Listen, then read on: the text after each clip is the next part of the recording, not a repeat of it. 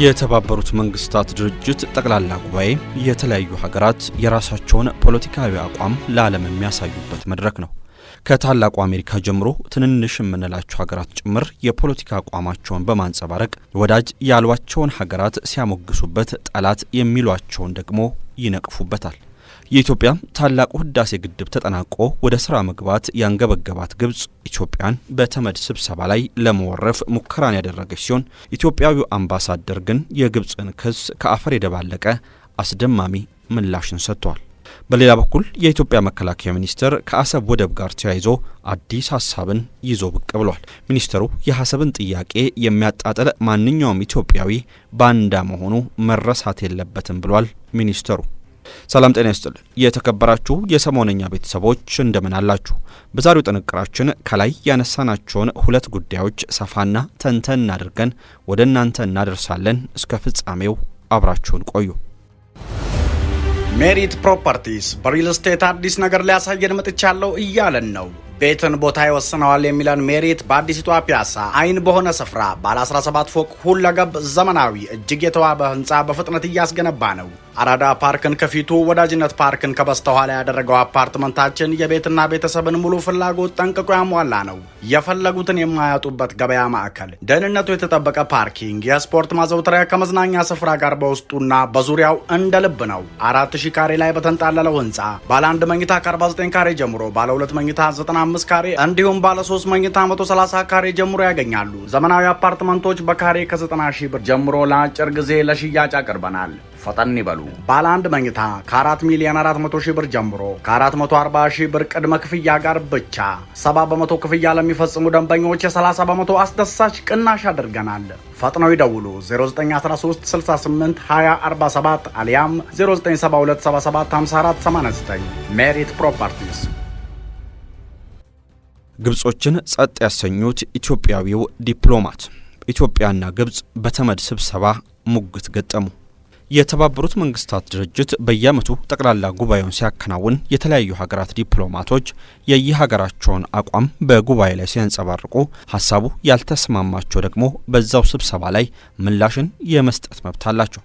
በኒውዮርክ በተካሄደው የዘንድሮ የተመድ ስብሰባ ላይ ታዲያም ኢትዮጵያና ግብጽ ተወካዮቻቸውን በማቅረብ ክርክር አድርጓል። ግብጽን በመወከል በክርክሩ ላይ ንግግር ያደረጉት ዲፕሎማት ግብጽ በህዳሴው ግድብ ላይ ያላት አቋም አሁንም ተመሳሳይ ነው ያሉ ሲሆን ኢትዮጵያ ግን በግድቡ ዙሪያ እኛን በማግለል የራሷን ውሳኔ ወስዳለች ሲሉ በኢትዮጵያ ላይ ክስን አቅርበዋል። ተወካዩ ጨምሮም ኢትዮጵያ በ2021 የተባበሩት መንግስታት ድርጅት የጸጥታው ምክር ቤት ያወጣውን እገዳ በመተላለፍ ኢትዮጵያ በግድቡ ዙሪያ ስምምነት ላይ ሳይደረስ ግንባታዋን በመቀጠል ግድቡን አስመርቃለች። ይህም ዓለም አቀፍ ሕግን መጣስ ነው ብለዋል። ከግድቡ ባለፈም የግብፁ ተወካይ ኢትዮጵያ ከሶማሌላንድ ጋር የተፈራረመችውን የወደብ ስምምነት በማንሳት ኢትዮጵያን ሲወቅሱና የቀጠናው ፈተና ሆናለች ሲሉም ተደምጧል።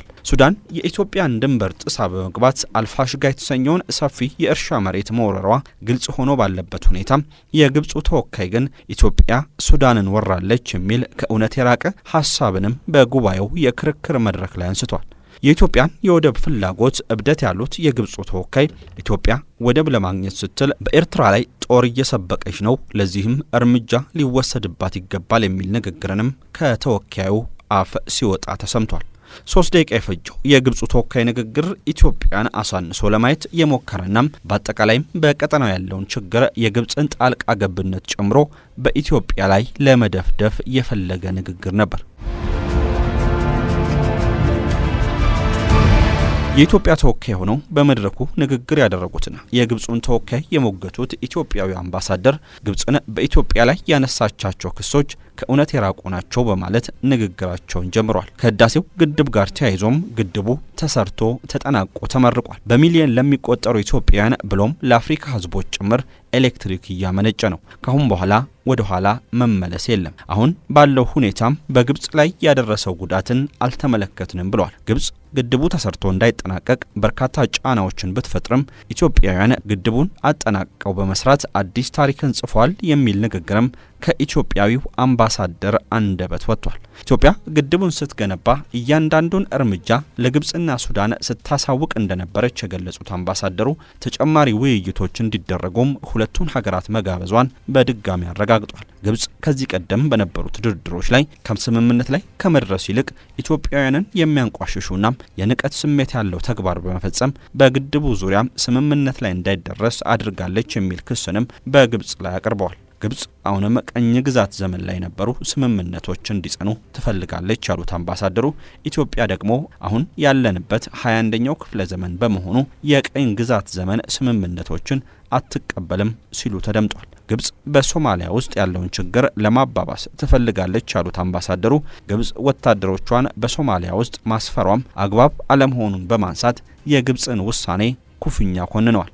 ከግብጹ ተወካይ ጋር ሲነጻጸሩም የኢትዮጵያው አምባሳደር ነገሩን በተረጋጋና ስርዓት ባለው መልኩ ለማስረዳት መሞከራቸው አድናቆትን ያስገኘላቸው ሲሆን የግብጹ ተወካይ በተቃራኒው ግብጽ በህዳሴው ግድብ ላይ የደረሰባት ሽንፈት ምን ያክል እንደጎዳት ከፊታቸው ላይ ይነበብ ነበር። አሰብን አለመጠየቅ ባንዳነት ነው።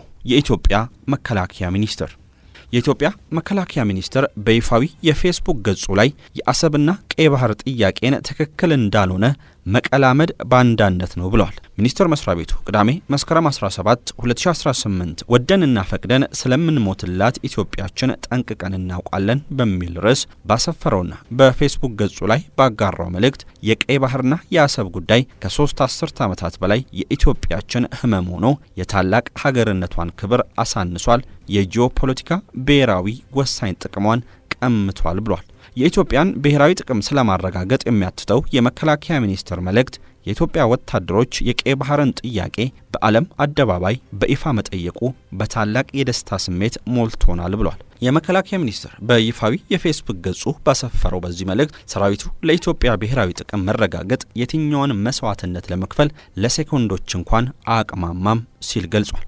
ጳጉሜ 4 2017 ዓ.ም የተመረቀውን የህዳሴ ግድብ በመጥቀስ የቀይ ባህር ጉዳይም እውን የማይሆንበት ምክንያት እንደሌለ በጽኑ እናምናለን በማለት አቋሙን አሳውቋል። በመሆኑም የቀይ ባህር ብሎም የአሰብ ወደብ ጥያቄን በየትኛውም መነጽር ትክክል እንዳልሆነ ለመቀላመድ መሞከር ከባንዳነት ውጪ አንዳች ውሃ የሚያነሳ አመክንዮ ሊኖረው አይችልም ሲል መከላከያ ሚኒስቴር መልእክቱን አስተላልፏል። ጠቅላይ ሚኒስትር ዶክተር አብይ አህመድ የህዳሴ ግድብ መጠናቀቁን አስመልክቶ በብሔራዊ ቴሌቪዥን በተላለፈ ውይይታቸው ላይ ቀይ ባህር ከ30 ዓመታት በፊት በኢትዮጵያ እጅ እንደነበረ ጠቅሰው ስህተቱ ነገ ይታረማል ማለታቸው ይታወሳል። ጠቅላይ ሚኒስትር አብይ በዚህ ውይይታቸው ላይ ቀይ ባህር እኮ የዛሬ 30 ዓመት እኛ እጅ ነበር። ቀይ ባህር የዛሬ 30 ዓመት የትላንት ታሪክ ነው። የተፈጠረው ስህተት ትናንትና ነው፣ ነገ ይታረማል፣ ብዙም ከባድ አይደለም ነበር ያሉት ጠቅላይ ሚኒስትር አብይ ጳጉሜ 4 2017 ዓ.ም በተመረቀው የኢትዮጵያ ታላቁ ህዳሴ ግድብ ግንባታ ዙሪያ ባደረጉት ውይይት ላይ የሺህ ዓመታት የአባይ ታሪክ እንደተቀየረው ሁሉ ኢትዮጵያ የባህር በር ያጣችበት ሁኔታም እንደሚስተካከል ተናግሯል። ኢትዮጵያ ባለፈው ሳምንት ለ66 ከፍተኛ ወታደራዊ መኮንኖች የወታደራዊ ማዕረግ እድገት የሰጠች ሲሆን ይህንን በማስመልከት ለኢትዮጵያ ዜና አገልግሎት ማብራሪያ የሰጡት የሚኒስትሩ ቃል አቀባይ ብርጋዴር ጄኔራል ጌትነት ሰራዊቱ እንደ በውሃ መጠቀም መብትና የወደብ ጥያቄ ያሉ